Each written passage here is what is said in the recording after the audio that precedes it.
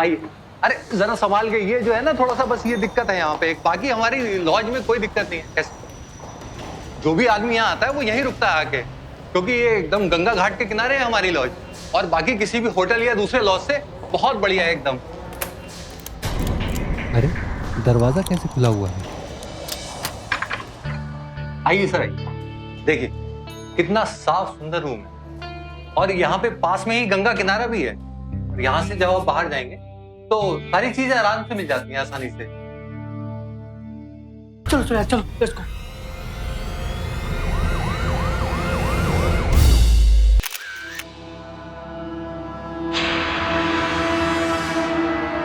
सूरत तो पहचानने लायक नहीं छोड़ी इसकी, बड़ी बेरहमी से मारा है इसे। सर कपड़ों से तो ये सिक्योरिटी गार्ड लगता है। पता करो कि कौन है और कौन सी एजेंसी के लिए काम करता था। और हाँ, ये फिंगरप्रिंट्स ले लेना। नमस्कार, मैं पूजा गौर सावधान इंडिया यूपी फाइट्स बैक में आप सबका स्वागत करती हूँ। कोई भी क्राइम जब प्लान्ड होता है तो उसे अंजाम देने वाला अपराधी बहुत ही शातिर तरीके से साजिश रचता है। उसकी पूरी कोशिश रहती है कि कानून उस साजिश के सिरे तक ना पहुंच सके। एक ऐसी ही कोशिश, एक ऐसी ही साजिश उत्तर प्रदेश की औद्योगिक नगरी कानपुर में रची गई। अपराधी ने अपना काम कर दिया था। कानपुर से करीब 20 किलोमीटर दूर एक कॉटेज के भीतर एक लाश पाई गई। इस ब्रूटल मर्डर को अंजाम देने वाले कातिल ने शव का चेहरा पूरी तरह से बिगाड़ दिया था ताकि उसकी शिनाख्त ना हो सके। अब सवाल ये था, किसने उसे मारा था और क्यों? यकीन मानिए, कानपुर में हुए इस सनसनीखेज मर्डर की एक एक परतें जब आपके सामने खुलेंगी तो आप हैरान रह जाएंगे। सर पिछले एक हफ्ते से ये जगह बंद पड़ी है और यहाँ कोई आया गया भी नहीं। हाँ, 2-3 लोग जरूर आए थे देखने के लिए, मगर उनमें से यहाँ कोई नहीं रुका। तो जो भी अंदर आया वो ताला तोड़ के अंदर आया, ये कहना चाहते हैं ना? हो सकता है सर। नहीं हो सकता, क्योंकि आने जाने के सारे दरवाजे हमने चेक कर लिए। लॉज के मैनेजर से काफी पूछताछ करने के बाद पुलिस टीम को यह यकीन हो गया कि लाश रविंदर की ही है।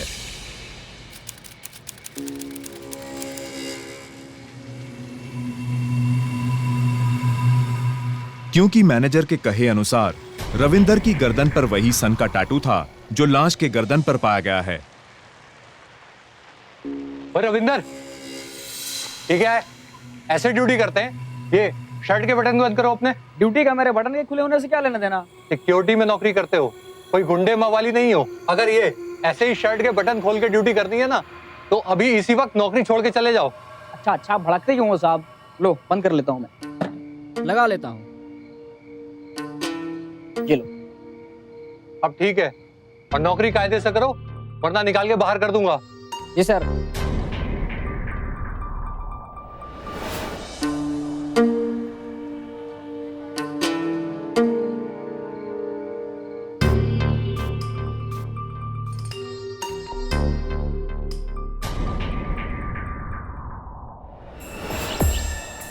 सर, हम चौहान सिक्योरिटी ऑफिसर, यहाँ हमारी एजेंसी की सिक्योरिटी काम करती है सर। आइए। सर, ये रविंदर ही है। आप इतना यकीन से कैसे कह सकते हैं? शक्ल तो इसकी पहचान में नहीं आ रही है। सर, हमारे यहाँ हर सिक्योरिटी वाले की वर्दी पर एक नंबर होता है। सर, रविंदर का नंबर था 112। सर, ये देखिए 112। और सर, ये टैटू, सर ये रविंदर ही है। हाँ, किसी से कोई दुश्मनी वगैरह थी इसकी? सर, इसके बारे में ज़्यादा कुछ तो नहीं जानते। सर, अभी 1 महीने पहले ही जॉब पे आया था। तो सर, कल ही इसने फ़ोन करके कहा था कि ये 2-3 दिन ड्यूटी पे नहीं आएगा। ठीक है, इसका पूरा एड्रेस और अगर इसकी कोई जान पहचान वाला है तो उसका कॉन्टैक्ट नंबर सब चाहिए। और हाँ, नौकरी पर रखने से पहले आपने इसकी पूरी जानकारी ली थी? जी सर, ऑफिस के रजिस्टर में सब कुछ है सर। ठीक है।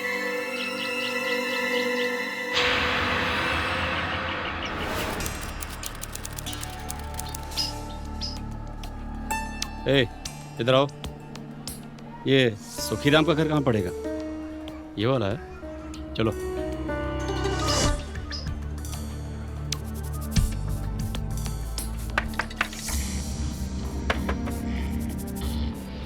अरे साहब, आप लोग?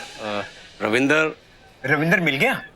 आप रविंदर के पिता हैं? हाँ पिता हूँ। रविंदर मिल गया साहब? आपने कुछ दिन पहले रविंदर की गुमशुदगी की रिपोर्ट लिखाई थी। हाँ साहब लिखवाई थी। देखिए न, बिना बताए न जाने कहाँ चला गया है। अपने बाप का भी ख्याल नहीं किया उसने। न जाने कहाँ होगा मेरा बेटा। चलिए हमारे साथ। लेकिन कहाँ? आप चलिए, हम बताते हैं। लेकिन सर कहाँ? बात क्या है सर? रविंदर मिल गया क्या? आइए आइए आइए आइए, आप बताते। एक मिनट। पर कहाँ लिए जा रहे हैं आप मुझे? अभी साहब बताइए तो सही, कुछ कहाँ लेके जा रहे हैं?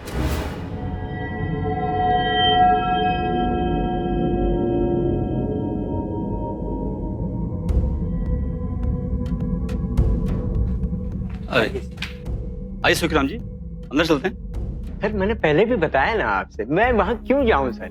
मैंने कहा ना मैं अच्छी तरह से जानता हूँ, मेरा बेटा जो है वो बाहर गया हो, वो यहाँ कैसे हो सकता है? देखिए सुखीराम जी, हम भी यही कह रहे हैं। अब एक बार शिनाख्त करने में क्या जाता है? देखिए साहब, ये मुर्दा घर में जाना मुझे बिल्कुल अच्छा नहीं लगता है। चलिए एक बार चलते हैं ना, देख लीजिए। आइए, अरे चलिए तो सही, आइए। आप तो समझाइए इनको। हाँ हाँ आइए आइए आइए, अंदर चलते हैं, आइए आइए चलिए।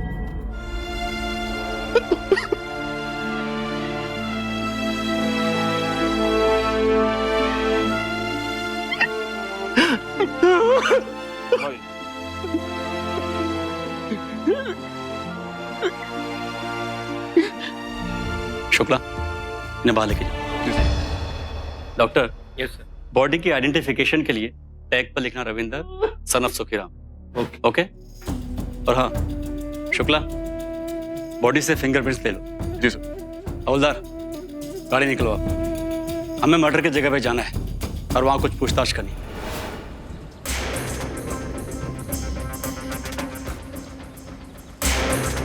चलो।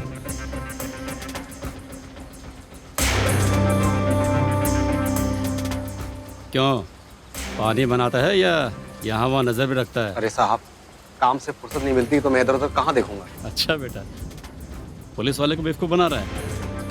अबे साले, अगर पुलिस वाले को बनाएगा ना तो जिंदगी भर पान बनाने लायक नहीं रहेगा, समझा ना? चल अब फटाफट बता, देखो इसे देखा है कहीं? साहब, धंधे की कसम, मैं झूठ नहीं बोलूंगा। उस रात पास वाले मोड़ से चिल्लाने की आवाज आई। मैंने वहां जाकर देखा तो कुछ बदमाश इसे मार रहे थे साहब। भैया भैया मुझे बचा लो, वरना इधर इधर मुझे मार डालेंगे। भैया मैं इस फिल्म नहीं पढ़ना चाहता भैया। अरे भाई ना तू भैया, मैं फिल्म नहीं पढ़ना चाहता। अरे भाग भैया, अच्छा, और तो भाग गया वहां से, हैं? बचाया क्यों नहीं उसे? मैं डर गया था क्योंकि वो बदमाश टाइप के थे और इसीलिए मैं वहां से भाग गया। चल ठीक है, हुलिया बता उनका। वो 3 लोग थे, उसमें एक लंबा सा था। पुलिस की शुरुआती तफ्तीश के दौरान ये केस धीरे धीरे आकार ले रहा था। इस हत्या से जुड़ी परतें आहिस्ता आहिस्ता खुल रही थी। रविंद्र के पिता के खुलासे के मुताबिक 3 लोग रविंद्र की जान के बड़े दुश्मन बने बैठे थे। रविंद्र एक रेप केस का भी आरोपी था, लेकिन उसका जुर्म अभी तक साबित नहीं हुआ था। उसके बावजूद पीड़ित महिला के तीनों भाई उसे मुजरिम मानकर खुद ही सजा देने पर उतारू थे। आखिर रविंद्र और रेप की इस उलझी हुई गुत्थी के पीछे का सच क्या था? इस सवाल का जवाब ढूंढने के लिए कानपुर पुलिस सीधे मेरठ जा पहुंची, जहां पर इस केस के 3 मुख्य आरोपी रहते थे।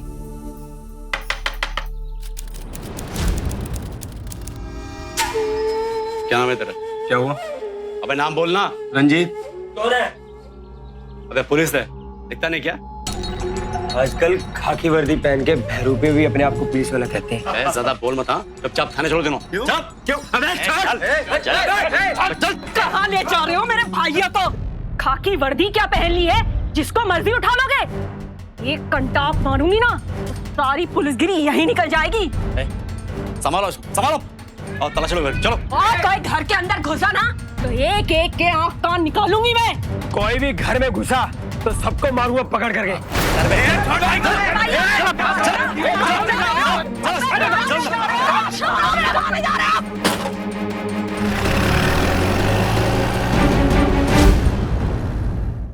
पुलिस को ये ओपन एंड शट केस लग रहा था।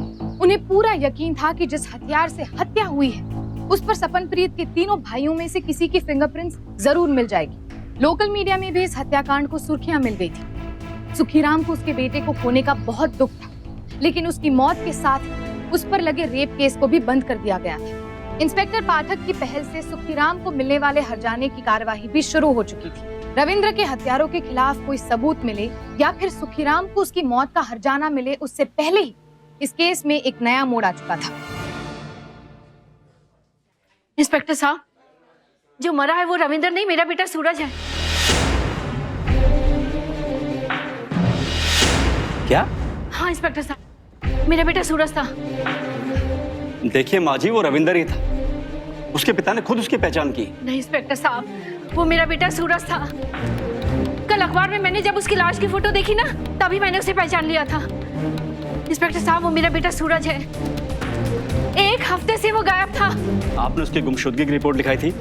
हाँ इंस्पेक्टर साहब, लखनऊ थाने में लिखवाई थी। इंस्पेक्टर साहब, आपने उसकी मौत का हर्जाना भी किसी दूसरे आदमी को दे दिया। ये मेरा हक का पैसा था इंस्पेक्टर साहब, ये पैसा मुझे मिलना चाहिए था।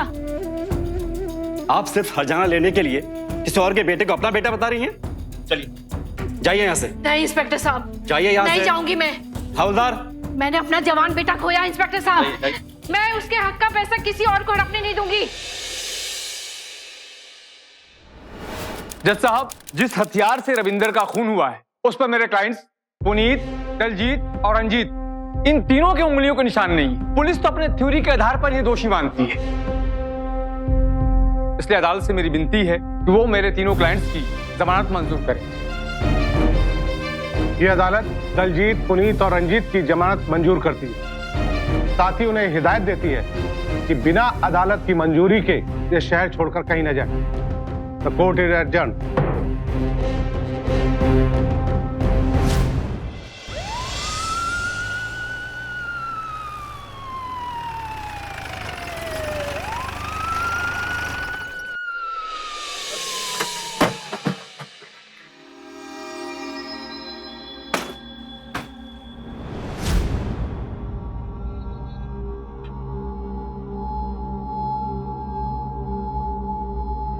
हवलदार, बाहर जो औरत बैठी है उसको अंदर लेके आओ। Okay sir. सुनिए, आपको बड़े साहब ने अंदर बुलाया।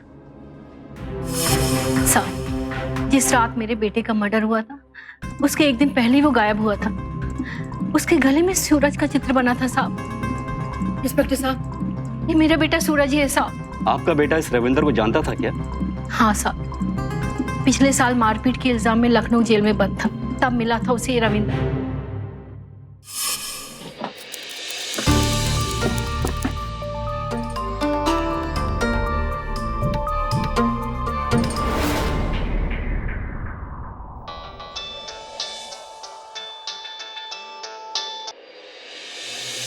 हाँ सर, आपको फैक्स मिल गया। ठीक है, फिंगरप्रिंट्स मैच करके देख लीजिए। और हाँ, जो भी रिपोर्ट आए तुरंत हमें खबर कीजिए। कैदी का नाम है रविंदर, सन ऑफ सुखीराम, और ये पिछले साल मार्च के महीने में आपके लखनऊ की जेल में बंद था। Okay sir. या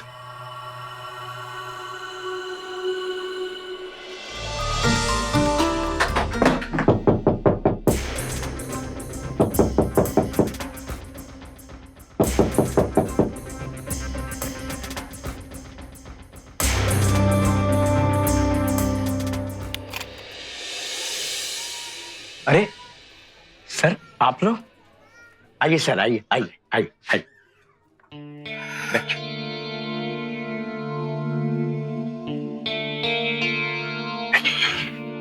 मैं आप लोग के लिए पानी लेके आता हूं। देखिए,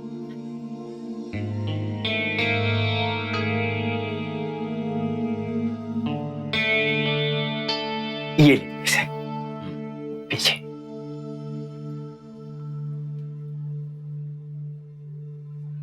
सुखीराम जी, आपके हर्जाने की रकम आ गई है, ये लीजिए। नहीं सर, जब बेटा ही खो दिया मैंने तो ये धन दौलत लेके क्या करूंगा मैं? नहीं चाहिए मुझे। अरे रख लीजिए सुखीराम जी, जरूरत पड़ेगी आपको। बेटा तो अब रहा नहीं, और फिर इस बुढ़ापे में कहां दर दर के ठोकरें खाते फिरेंगे, हैं? लीजिए, रख लीजिए। बहुत बहुत धन्यवाद आपका। अरे अरे बस बस बस बस सुखीराम जी, बस। आपने सामान बांध रखा है, कहीं जा रहे हैं क्या? हाँ साहब, सुना वो तीनों जमानत पे जेल से बाहर आ गए। मुझे बहुत डर लग रहा है कहीं वो मुझे भी न मार डाले। देखिए आप चिंता मत करिए, हम आपको सुरक्षा देंगे, ठीक है? आपने इतना कर दिया साहब, यही बहुत है मेरे लिए। बहुत मेहरबानी। वैसे आप जा कहाँ रहे हैं? मैं लखनऊ जा रहा हूँ साहब। लखनऊ? हाँ, जब रविंदर जेल में था तो मैं लखनऊ में ही रहता था।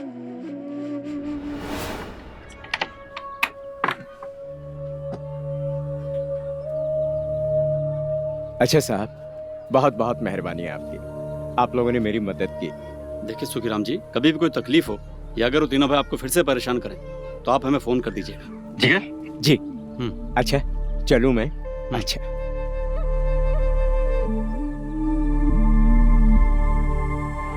सर, आपने जो फिंगरप्रिंट्स भेजे हैं हमारे यहाँ के कैदी रविंदर के फिंगरप्रिंट से बिल्कुल मैच नहीं करते। क्या तुम्हें पूरा यकीन है?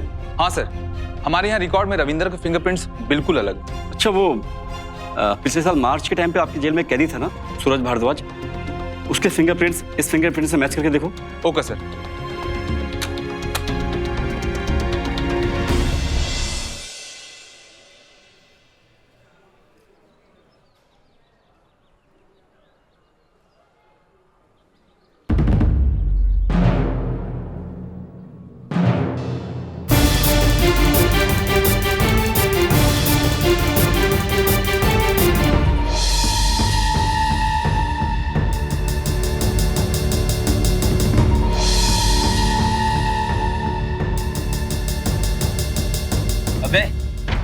यहाँ ताला लगा हुआ है। भाई मुझे तो लगता है ये बुड्ढा किसी और से ताला लगवा के ना अंदर बैठा होगा। ताला तोड़, ताला तोड़, ताला तोड़।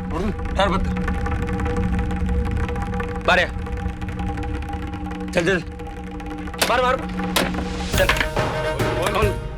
चल चल चल चल, देख देख देख, अंदर देख, अंदर देख, अंदर देख, अंदर देख, तू देख उधर, बुड्ढे को कहीं जाने नहीं देना है। भाई अंदर कोई नहीं है, मुझे लगता है भाग गया साला। ये पानी लगता है मूर्ख बना के निकला है। चल चल चल, पकड़ दे उसको।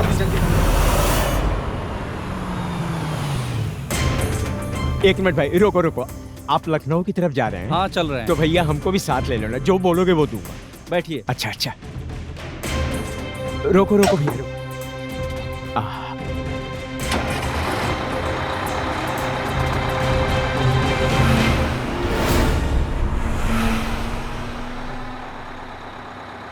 चाचा इतना परेशान क्यों हो रहे हैं?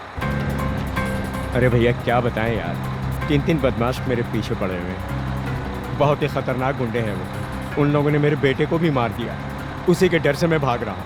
भैया किसी तरह हमको लखनऊ छोड़ दो भैया, बड़ी मेहरबानी होगी। चलिए चाचा, छोड़ देंगे। सर, आज तक आप लोग जिसे रविंदर समझ रहे थे वो सूरज है। इंस्पेक्टर साहब, जो मरा है वो रविंदर नहीं, मेरा बेटा सूरज है। 1 हफ्ते से वो गायब था। उसके गले में सूरज का चित्र बना था साहब। ये मेरा बेटा सूरज ही है साहब। क्या? हमारे यहाँ रिकॉर्ड में सूरज के जो फिंगरप्रिंट्स है वो आपके भेजे हुए फिंगरप्रिंट से एकदम मैच कर रहे हैं। ये शुक्रिया। शुक्ला सर, इसका मतलब वो सूरज की माँ सही कह रही थी। हम जिसे रविंदर की लाश समझ रहे थे वो दरअसल सूरज की लाश थी। हाँ सर, ये केस कुछ बड़ा ही उलझा हुआ केस लग रहा है सर। उलझा ही नहीं शुक्ला, उलझाया हुआ, लेकिन आप सुलझेगा।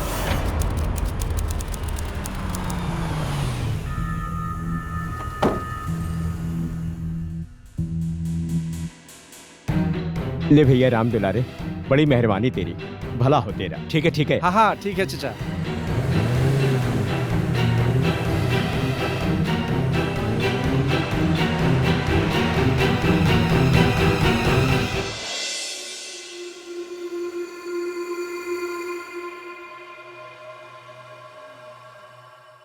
हाँ हाँ जी, वो आपको धन्यवाद करने के लिए फोन किया था। जी जी हाँ जी, आपने रविंदर के केस में बहुत जल्दी हर्जाना दिलवा दिया जी। हाँ, उसके बेचारे बूढ़े बाप को पैसों की बहुत जरूरत थी जी। हाँ क्या? ओके।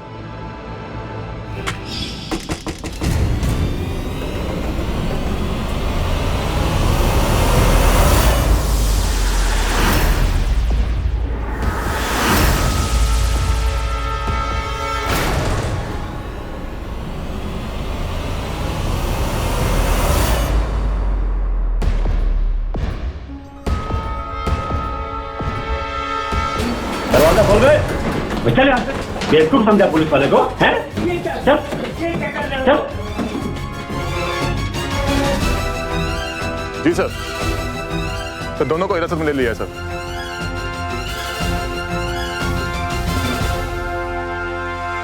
यकीन नहीं होता ना कि कैसे एक मरा हुआ शख्स दोबारा जिंदा हो सकता है। जिस रविंद्र के मौत की गुत्थी सुलझाने में पुलिस जुटी थी, वो तो असल में मरा ही नहीं, वो जिंदा था। लेकिन कैसे? कानपुर में हत्या की एक वारदात होना, जिसके तार मेरठ से जुड़े हुए और लखनऊ में रहने वाले सूरज नाम के एक शख्स को मौत के घाट उतार देना।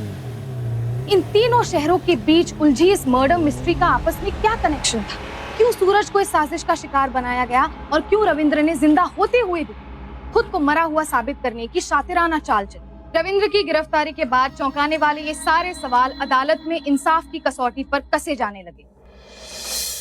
लाश को उसके घर वालों को सौंपने से पहले क्या आपने लाश के फिंगरप्रिंट्स चेक किए थे? नहीं योर ऑनर, उस समय सिक्योरिटी एजेंसी के ऑफिसर और रविंदर के पिता सुखीराम दोनों ने ही उसकी पहचान की थी।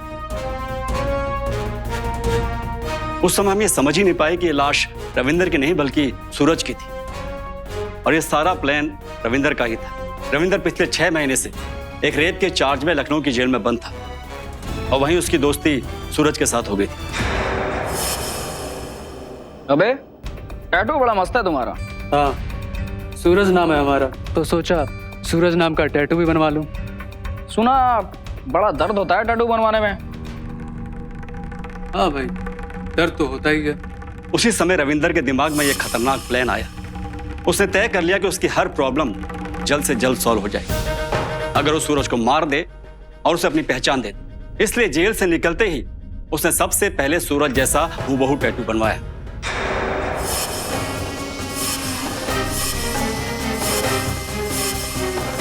बिल्कुल ऐसी ही बननी चाहिए, जरा भी इधर उधर नहीं। ठीक है? ठीक है।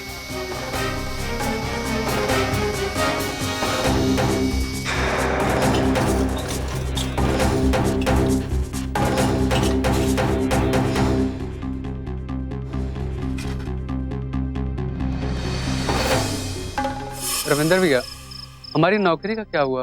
अरे सूरज, तुम्हारे लिए बड़ी अच्छी नौकरी ढूंढी है हमने। एक काम करो, फौरन कानपुर का टिकट कटाओ और यहाँ पहुँच जाओ। रविंदर भैया, हमारा यहाँ बहुत ही बुरा हाल है, यहाँ तक कि टिकट कटाने के भी पैसे नहीं हैं। और सबसे बड़ी बात यह है कि हमारी माँ भी यहाँ अकेली है।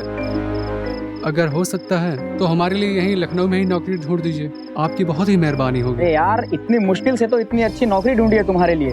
तुम एक काम करो, किसी से पैसे उधार ले लो और कानपुर आ जाओ। और सुनो, किसी को बताना मत कि कहाँ जा रहे हो और क्यों जा रहे हो, ठीक है? तो भैया, इसमें छुपाने वाली कौन सी बात है? अरे यार, समझते नहीं, जब तक काम हो ना जाए तब तक किसी को बताना अच्छी बात नहीं। जब नौकरी लग जाए तो सीधा माँ के पास मिठाई लेकर जाना। ठीक है भैया, हम कोशिश करते हैं। हाँ हाँ, पहुँच जाना किसी भी तरह। देख, 4-4 लोग लगे हैं इस नौकरी के पीछे। ठीक है? ठीक है भैया, हम आते हैं, टाइम पे पहुँच जाएंगे। ठीक है। लो रविंद्र भाई, आपने बुलाया और हम आ गए। अब बस किसी तरह से हमें नौकरी दिलवा दो बस। अरे नौकरी क्या, अब तो तुम्हारी जिंदगी बदलने वाली है मेरे दोस्त। अच्छा, चल।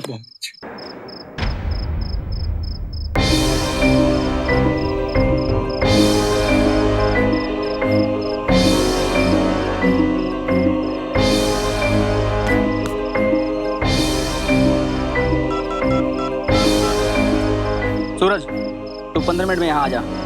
हाँ, यहीं कॉटेज में जहाँ मेरी ड्यूटी होती है, उसी के पास। और सुन, जरा भी लेट मत होना। अगर लेट हुआ तो तेरी नौकरी गई, समझा? जल्दी आ।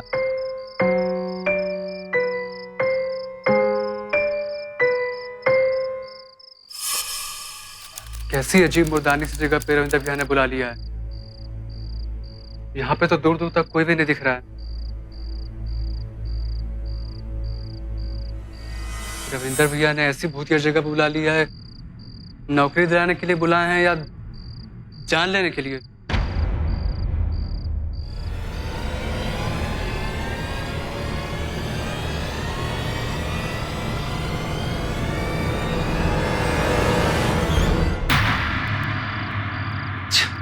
क्या भैया, आपने कैसी भूतिया जगह पे हमें बुला लिया? नौकरी दिलाने के लिए बुलाए हैं या जान लेने के लिए? ऐसा ही समझ लो। मजाक मत करो भैया। अरे मजाक नहीं कर रहा हूँ, सच कह रहा हूँ। डराओ मत। अरे डर मत, सिक्योरिटी गार्ड की नौकरी है। अरे सोच मत, चल ये लो अपने सिक्योरिटी गार्ड वाले कपड़े पहन लो, तुम्हारी नौकरी आज से पक्की हो गई। क्या बात है, कोई इंटरव्यू नहीं? हाँ, अरे किस्मत वाला है तू। अरे ये क्या भाई, आपने भी हमारे जैसा टैटू बनवा लिया? हाँ, वो रवि का मतलब भी तो सूरज होता है ना। पहले तो लोग हमें लंगोटिया यार कहते थे, लेकिन अब टैटुआ यार कहेंगे। चल अपनी ड्यूटी पे चल, आजा।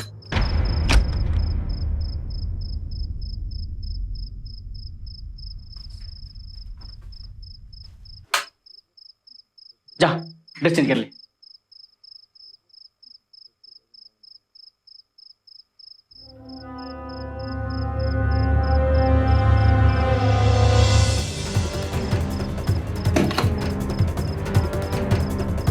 चल अब ड्यूटी पे चल, कॉटेज में रहना, अच्छी तरह से रखवाली करना पूरी रात, ठीक है? और सुन, सोना मत, ठीक है? ठीक है भाई, नहीं सोएंगे, आप निश्चिंत रहो, ठीक है? बिल्कुल, जा। जब रविंदर के पिता सुखीराम ने उसकी लाश की पहचान की और बताया कि सपनप्रीत के भाइयों से उसकी दुश्मनी थी, तो हमारा शक उसके भाइयों पर गया। हमें लगा कि सपनप्रीत के भाइयों ने उसका कत्ल किया। और जब सुखीराम के हर जाने की रकम मिल गई और हमने धन्यवाद के लिए उस ऑफिस में फोन किया, तो सर वहां एक नई बात सामने आई। हाँ जी, वो आपको धन्यवाद करने के लिए फोन किया था। जी जी, हाँ जी, आपने रविंदर के केस में बहुत जल्दी हर्जाना दिलवा दिया। जी हाँ, उसके बेचारे बूढ़े बाप को पैसों की बहुत जरूरत थी। जी जी। वो क्लेम जल्दी इसलिए पास हो गया कि एक आदमी आया था हमारे ऑफिस में और रिक्वेस्ट कर रहा था कि क्लेम जल्दी पास करा दो। क्या सर? तभी हमें समझ में आ गया कि मामला कुछ टेढ़ा है।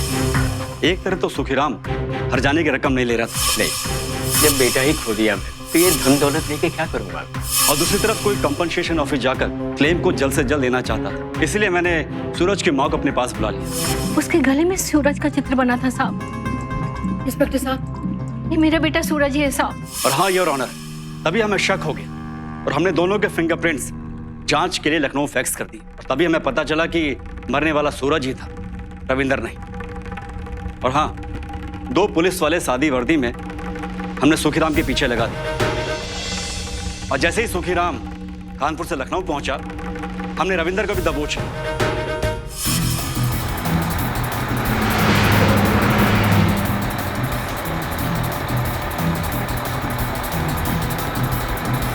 तभी हमें पता चला कि मरने वाला सूरज ही था, रविंदर नहीं।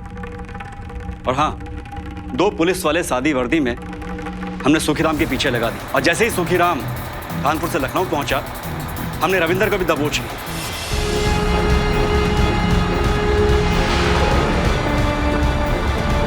और जैसे ही सुखीराम कानपुर से लखनऊ पहुंचा, हमने रविंदर को भी दबोच लिया, वो भी जिंदा। सारे सबूतों और गवाहों को सुनने के बाद यह साबित होता है कि थोड़े से पैसों के लिए रविंदर और सुखीराम ने मिलकर सूरज की हत्या की। अदालत सुखीराम को रविंद्र का साथ देने के आरोप में 12 साल की सजा सुनाती है और साथ ही रविंद्र को उम्र कैद की सजा सुनाती है। The court is adjourned.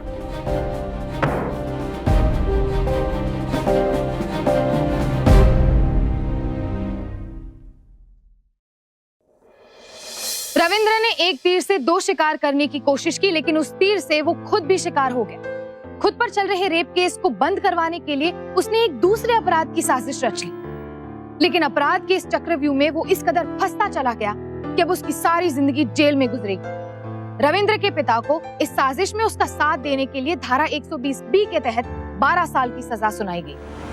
इस केस में कानपुर पुलिस की गहरी तफ्तीश बेहद सराहनीय थी।